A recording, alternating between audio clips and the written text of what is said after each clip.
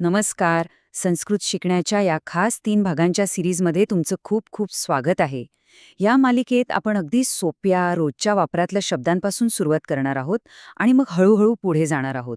चला तर मग, संस्कृत बोलण्याचा आपला पाया एकदम पक्का करूया. तर या पहिल्या भागात आपण काय शिकणार आहोत? आपण असे काही महत्त्वाचे शब्द शिकणार आहोत, जे संभाषण सुरू करण्यासाठी आणि आपल्या आजूबाजूच्या गोष्टींबद्दल बोलण्यासाठी खूप आवश्यक आहेत. चला, सुरू करूया हा भाषिक प्रवास. आज आपण या 4 मुख्य टप्प्यांमधून जाणार आहोत. सगळ्यात आधी आपण संवाद कसा साधायचा ते शिकू. मग आपल्या जगाला रंग आणि दिशांनी ओळखू. त्यानंतर वेळ आणि संख्या समजून घेऊ. आणि शेवटी निसर्ग आणि आपल्या नात्यांबद्दल बोलण्यासाठी लागणारे शब्द शिकू. चला तर पहिल्या टप्प्याकडे वळूया. कोणतंही संभाषण सुरू होतं ते आदराने आणि शिष्टाचाराने, नाही का?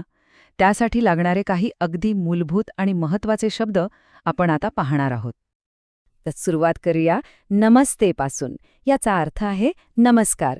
उदाहरणार्थ, नमस्ते महोदय. पुढचा शब्द आहे धन्यवादः. कोणाचे आभार मानायचे असतील तर आपण म्हणू शकतो भवतः सहाय्याय धन्यवादः. काही विनंती करायची असेल तर कृपया हा शब्द वापरा. जसं की कृपया उपविश म्हणजे कृपया बसा. आपली काही चूक झाली तर म्हणा क्षम्यताम. उदाहरणार्थ, क्षम्यताम मम दोषः. आणि निरोप घेताना पुनर्मिलामः म्हणजेच पुन्हा भेटू. हे शब्द वापरल्याने आपलं बोलणं खूप सुंदर वाटतं. आता काही सर्वनामं पाहूया जे खूप महत्त्वाचे आहेत. अहम म्हणजे मी, जसं की अहम छात्रः अस्मि. त्वम म्हणजे तू, वाक्यात उपयोग आहे त्वम पठसी. मम म्हणजे माझे, मम नाम रामः. भवतः हा शब्द आदरार्थी आहे, त्याचा अर्थ आपले असा होतो. भवतः नाम किम. आणि होकार देण्यासाठी आपण वापरतो अस्तु म्हणजे ठीक आहे. बरं, आता आपण बोलायला तर शिकलो. आता वेळ आहे आपल्या आजूबाजूच्या जगाचं वर्णन करायला शिकण्याची, आणि तेही रंगांनी आणि दिशांनी. चला, रंगांच्या दुनियेत जाऊया. श्वेतः म्हणजे पांढरा, जसे श्वेतम वस्त्रम. कृष्णः म्हणजे काळा. रक्तः म्हणजे लाल. नीलः म्हणजे निळा, जसे की नीलम आकाशम. पीतः म्हणजे पिवळा आणि हरितः म्हणजे हिरवा. हे सोपे शब्द वापरून आपण कोणत्याही वस्तूचं वर्णन अगदी सहज करू शकतो. आता दिशांची ओळख करून घेऊया. पूर्वः म्हणजे पूर्व, जसं सूर्यः पूर्वे उदेति. पश्चिमः म्हणजे पश्चिम. त्याचप्रमाणे उत्तरः म्हणजे उत्तर आणि दक्षिणः म्हणजे दक्षिण. याशिवाय अग्रे म्हणजे समोर आणि पृष्ठतः म्हणजे मागे. उदाहरणार्थ, विद्यालयः गृहस्य अग्रे अस्ति. हे शब्द आपल्याला वस्तू कुठे आहेत हे नेमकं सांगायला मदत करतात. उपरी म्हणजे वर आणि त्याच्या अगदी विरुद्ध अधः म्हणजे खाली. अंतः म्हणजे आत आणि बहिः म्हणजे बाहेर.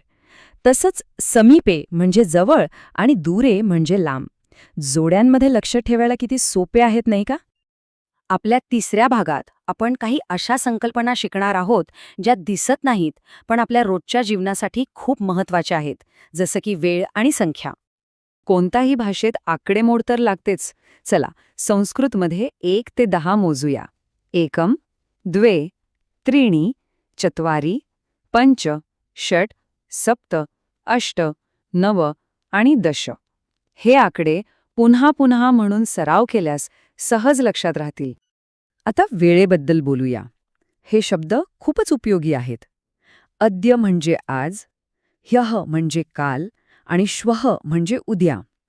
दिवसाच्या वेगवेगळ्या वेळांसाठी पण शब्द आहेत. प्रातः म्हणजे सकाळी, मध्यान्हे म्हणजे दुपारी, सायंकाले म्हणजे संध्याकाळी आणि रात्रौ म्हणजे रात्री. यामुळे कोणतीही घटना कधी घडली हे आपण सहज सांगू शकतो. आता आपण आपल्या शेवटच्या आणि सगळ्यात मोठ्या विभागात आलो आहोत. यात आपण आपल्या आजूबाजूच्या वस्तू, निसर्गातील गोष्टी आणि आपली जवळची नाती या सगळ्यांसाठी लागणारे शब्द शिकणार आहोत. संभाषण जिवंत ठेवण्यासाठी प्रश्न विचारणं गरजेचं आहे. तर हा प्रश्न बघा. कः आगच्छति? याच प्रश्नाने आपण आता काही प्रश्नार्थक शब्दांची ओळख करून घेऊया. हे शब्द म्हणजे संभाषणाची किल्लीच आहेत. कः म्हणजे कोण, किम म्हणजे काय, कुत्र म्हणजे कुठे, कदा म्हणजे केव्हा, किमर्थम म्हणजे कशासाठी आणि कथम म्हणजे कसे हे शब्द वापरून संभाषण पुढे नेणं खूप सोपं होतं. चला आता निसर्गाबद्दल बोलूया. सूर्यः, चंद्रः आणि आकाशः. जमिनीवर आपल्याला दिसतात. वृक्षः म्हणजे झाड आणि पुष्पम म्हणजे फूल.